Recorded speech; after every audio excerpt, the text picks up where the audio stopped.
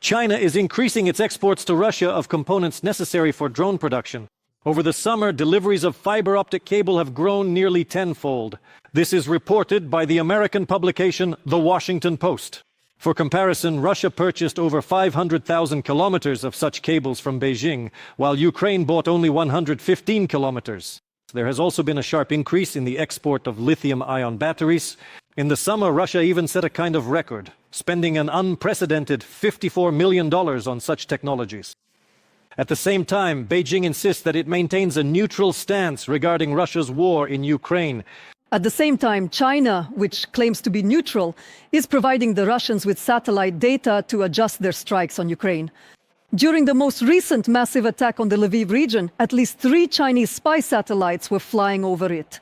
In fact, they are monitoring the area, including over Ukrainian nuclear power plants, and are helping the aggressors' missiles strike, including at sites belonging to foreign investors. This is according to the Ministry of Foreign Affairs and the Foreign Intelligence Service. So what else are Beijing's aerial spies sniffing out?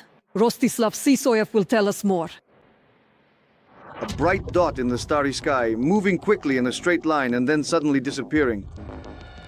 That's how high-tech satellites look from Earth. No one knows exactly how many are above us, but one thing is certain, there is now one more than there was a few days ago.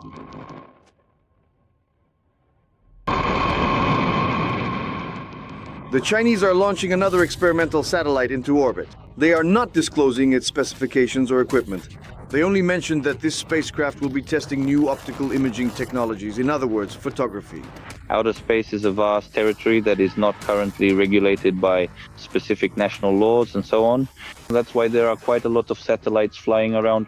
After the full-scale invasion commenced, they were subsequently redirected to meticulously monitor all the significant events unfolding across our entire territory.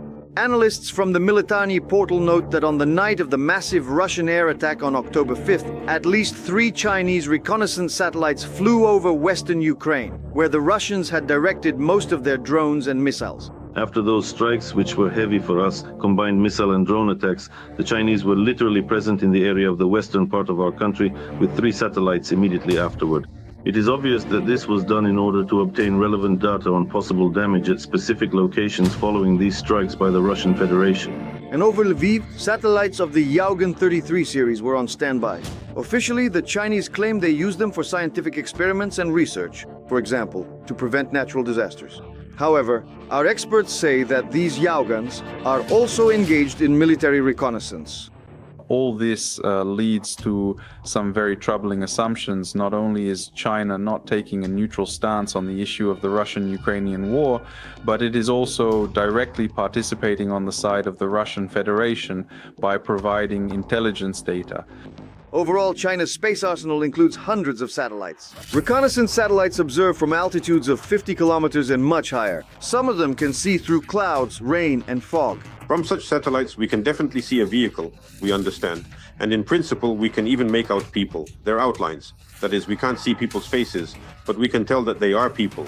However, when tracking objects on the ground, satellites leave traces. There is a special technology that allows us to detect such space spies. These satellites emit, well, they probe, they send out a pulse in order to scan the Earth's surface, and in principle, the technology allows us to detect when this pulse reaches us. So, modern spacecraft are capable of tracking the movement of military columns, the locations of air defense systems, and the security of strategic facilities. Under certain conditions, the data can even be transmitted in real time. I think this may be primarily related to tracking logistics, that is the supply of European and American weapons to Ukraine. It is possible that China may be actively helping to determine the precise coordinates of certain joint ventures that Ukraine has established, for example with Turkey or with the Americans. The Ukrainian Ministry of Foreign Affairs noted that Chinese monitoring satellites have been repeatedly observed over Ukraine. We have observed Chinese satellites being extensively used for monitoring, specifically for carefully observing various strategic sites within Ukraine in the ongoing context of the significant Russian aggression. So we understand that this is surveillance of some very specific sites, for example, nuclear power plant substations. And the Foreign Intelligence Service has recorded instances of China providing Russia with satellite data to carry out missile strikes on Ukraine. Among those under threat are also facilities belonging to foreign investors. This is precisely the kind of absolutely critical and vital information that neither the People's Republic of China nor the Russian Federation will ever willingly share with anyone. We can only reliably obtain this crucial intelligence through sophisticated interception methods or through covert agent operations conducted deep within hostile enemy territory, or for instance in a country like China. Why Russia needs this is clear. But why is Beijing sharing intelligence with the aggressor?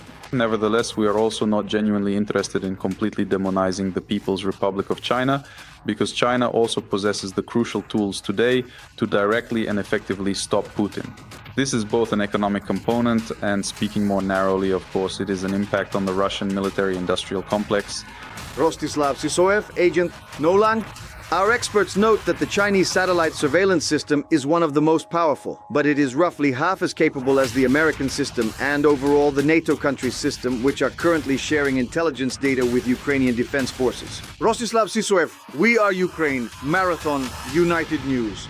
As soon as tomorrow, the defense ministers of NATO countries, chaired by Mark Rutte, will be considering what to do about Russian provocations and their numerous violations of the airspace of member countries, and also about the incidents involving drones over the Scandinavian countries.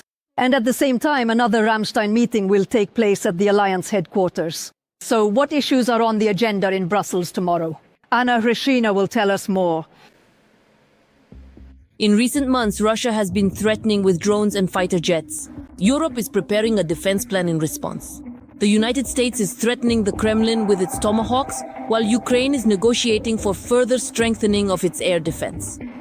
These and many other urgent issues are on NATO's agenda tomorrow, as its headquarters will host 3 important meetings in different formats at once. The defense ministers of the bloc countries, including the head of the Pentagon, will start off with one of the contentious decisions in response to the incursion of Russian drones and fighter jets into the airspace of alliance countries. According to diplomatic sources, some countries are demanding confirmation first that the violators pose a real threat, and only then to open fire on them. Others propose to immediately shoot down enemy targets. When, in mid-September, 3 Russian MiGs entered Estonian airspace for 12 minutes, the NATO pilots who intercepted them did not perceive any danger and did not respond to the Russians. If NATO were weak, it would have had to respond harshly right away. But we are strong, and our proportional response makes it clear to the Russians that we do not welcome such incursions. During lunch, a meeting of the Ukraine-NATO Council will be held. Afterwards, the contact group, better known as Ramstein, will convene. As usual, the United Kingdom and Germany will preside. Ukraine will be represented by the head of the Defense Ministry, Denis Shmyhal. The day before, the Ukrainian president announced the country's priorities for these meetings. These are air defense systems, and it is not just a list of the necessary systems and missiles for them, but also a clear understanding of which country can provide rapid delivery and under what conditions. Earlier, the Pentagon stated it was ready to sell weapons to Europe for Ukraine. Now the Allies have to decide who will pay Washington and how quickly. Germany is already financing the purchase of Patriot systems from the US for the armed forces of Ukraine. It is expected that as soon as tomorrow, the United Kingdom will also join the initiative. At the same time, the European Union welcomes President Trump's intentions to provide Ukraine with Tomahawk cruise missiles, top diplomat Kaja Kallas stated during her visit to Kyiv. According to her, these weapons should make Ukraine stronger and weaken Russia. And already on Thursday, the European Commission will present its defense roadmap. The defense roadmap will have very specific stages and key capability areas that will determine how we move toward our set goals to be truly ready by 2030. And that's because we see that Russia has not changed its objectives, particularly regarding the rewriting of Europe's security architecture. It has already been criticized by the pro-Kremlin Hungarian Prime Minister Viktor Orbán. He claims that in this way, Europe itself is moving closer to war with Russia. And as for the part of the document that provides assistance to Ukraine, the Hungarian wants to block it altogether. That is why he is starting to collect signatures not only in Hungary, but also among all Hungarians around the world against Europe's military support for Ukraine. NATO has also promised not to ignore this issue tomorrow. From Brussels, Anna Hrishina, We Are Ukraine, Marathon United News.